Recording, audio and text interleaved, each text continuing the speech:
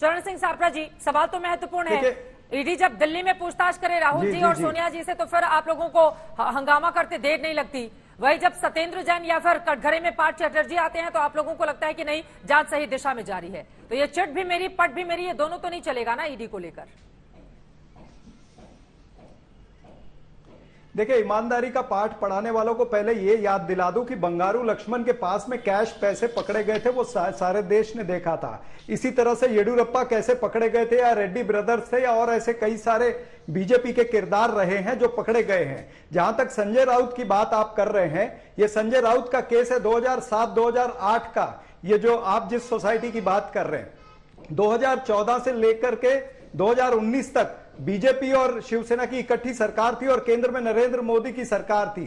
तब आपने कोई इन्वेस्टिगेशन क्यों नहीं करी? इसका उत्तर भारतीय जनता पार्टी को देना चाहिए कि ये केस जो है, इसकी इन्वेस्टिगेशन 2011 से चल रही है। 14 से लेकर के 19 के बीच में आपकी सरकार, ईडी आपके अंडर होते हुए आपने उस समय इन्वेस्टिगेशन क्यों नहीं की? तो ये खुला दिखता है कि ये द्वेषपूर्ण कार्रवाई है, राजनीतिक हेतु से ये कार्रवाई की गई है और ईडी मात्र विपक्ष के नेताओं को नहीं टारगेट कर रही। विपक्ष की सरकारें गिराने के लिए भी ईडी का वापर होता है। जिस तरह से महाराष्ट्र की सरकार, कर्नाटका की सरकार, या मध्य प्रदेश की सरकार, या फिर 2017 के अंदर गोवा, अरुणाचल प्रदेश, इस तरह से मणिपुर जो हमने देखा, ये तमाम सारी चीजें जांच कैसे होगी? राजनीतिक द्वेष से काम कर रही।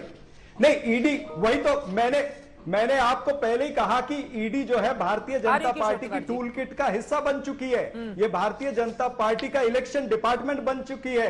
भारतीय जनता पार्टी को चुनाव में मदद करने के लिए ये मात्र विपक्षी नेताओं का और विपक्षी दलों का चरित्र हनन करने का ये एक माध्यम बन गई है ईडी। इसके परे ईडी कुछ नहीं बनी है। गौरव भाटिया जी, आप जवाब दीजिए। किशोर तिवारी जी, इसके बाद में फौरन आपके ही पास आऊंगी। टूलकिट की तरह इस्तेमाल होता है ईडी का, वो आरोप लगा रहे हैं आपके ऊपर। गौरव भाटिया जी। कांग्रेस के प्रवक्ता ने इससे पहले कहा था कि ईडी का इस्तेमाल इसलिए किया जा रहा है कि विपक्षी दल झुक जाएं, लेकिन कांग्रेस तो वैसे ही कीड़ों की तरह रेंग रही है। आप तो अपने घुटने पे भी नहीं है, आपको झुकने के लिए कोई क्या कहेगा? मेरा तो केवल एक ही सवाल है जो जनता का भी सवाल है। सोनिया गांधी, राहुल गांधी उच्च न्यायालय गए, सर्वोच्च न्यायालय गए, नेशनल हेराल्ड केस में 420 का मामला था। 420 के मामले में सर्वोच्च न्यायालय ने वो पिटीशन को रद्द किया और कहा कि यहाँ पे हम जांच जो है उसे नहीं रोक सकते। क्यों कहा आपको मालूम है? क्योंकि तथ्य थे, 2000 करोड़ रुपए का घोटाला बताया जाता है करा है उन्होंने।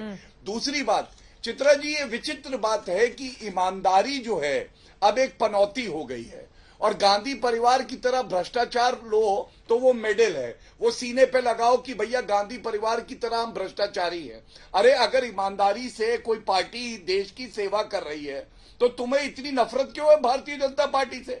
अपने चरित्र को उजागर करो और बेहतर बनाओ, हमसे प्रतियोगिता करो, तब तो बात समझ में आती है। लेकिन सारे भ्रष्टाचारी, ऐसा लगता है कि गांधी कोचिंग सेंटर में ही सीख रहे हैं कि कैसे भ्रष्टाचार करना। सापरा साहब, ये मोदी कोचिंग सेंटर है जिसका अहम भाग जो है वो ईडी बन चुकी है। 10 वर्षों के अंदर एक एफआईआर आप दर्ज नहीं कर पाए नेशनल हेराल्ड के केस में। और छोटे में अगर उत्तर दूं तो यही कहूंगा कि जुल्मी जब जुल्मी जुल्म करेगा सत्ता के गलियारों से, चप्पा चप्पा गूंज उठेगा इनकिलाब के नारों से। ये देश के अंदर इनकिलाब आ रहा है। मैं आपके बीच में नहीं बोला था।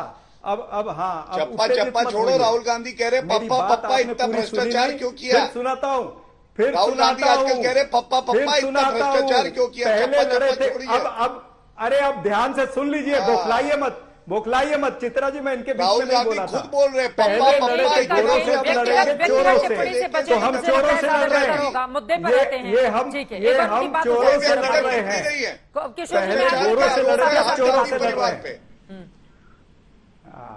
अब कैसे बौखलाए?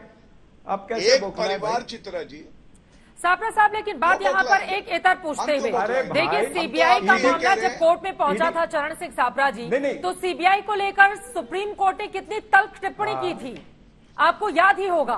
तोता तोता कहते हुए देश में कितना बहुत सारे मीम्स भी बने थे उस पर। लेकिन वहीं दूसरी तरफ जब ईडी का मामला जाता है तो आप देखिए सुप्रीम कोर्ट की ओर से क्या कहा जाता है।